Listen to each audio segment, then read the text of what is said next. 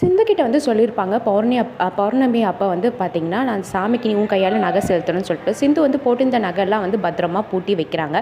இதெல்லாம் வந்து பார்த்திங்கன்னா, நம்ம மகாவும் இசைக்கும் வாட்ச் பண்ணுறாங்க. அப்போ அவங்க ஒரு திட்டமும் போடுறாங்க.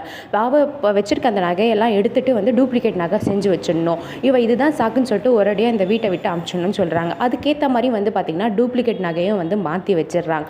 இப்போ பௌர்ணமி வந்துச்சு, நம்ம சிந்து வந்து கையால் சாமிக்கு நகை செலுத்துகிறாங்க.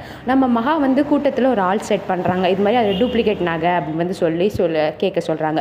அதே மாதிரி வந்து பார்த்திங்கன்னா டூப்ளிகேட் வந்து கண்டுபிடிச்சிடுறாங்க. ஆனால் வந்து பார்த்திங்கன்னா நம்ம சிந்து வந்து இது எப்படி மாறுச்சுன்னு தெரில, கண்டிப்பாக நான் எதுவுமே பண்ணலை அப்படின்னு வந்து சொல்கிறாங்க. அப்போ உடனே நம்ம மகாவாக இருக்கட்டும் மற்றவங்களா இருக்கட்டும், ஏற்கனவே இப்படி தான் நீ போய் சொல்லி வந்து சிவாவை கல்யாணம் பண்ணிக்கினேன், இப்போ வந்து நகை விஷயத்தில் நீ இப்படி தான் ஏமாத்துற, உன்னை நம்பவே முடியாது அப்படின்னு வந்து சொல்கிறாங்க.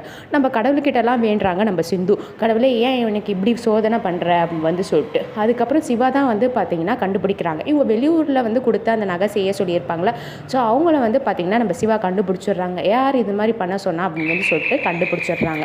கண்டுபிடிச்சதில் வந்து பார்த்திங்கன்னா நம்ம சிந்து மேலே எந்த தப்பு இல்லை வந்து நிரூபிச்சிடுறாங்க. ஸோ இது மூலயமா தருத்தலான்னு இருக்கும் போது வந்து பார்த்திங்கன்னா, ஆனால் வந்து பார்த்திங்கன்னா நம்ம சிந்துக்கு வந்து எந்த ஒரு இதுவும் வரல. ஸோ வெயிட் பண்ணி பார்க்கலாம் எப்படி வந்து நம்ம சிந்து வந்து தப்பிக்கிறாங்கன்னு சொல்லிட்டு. தேங்க்யூ ஃபார் வாட்சிங்.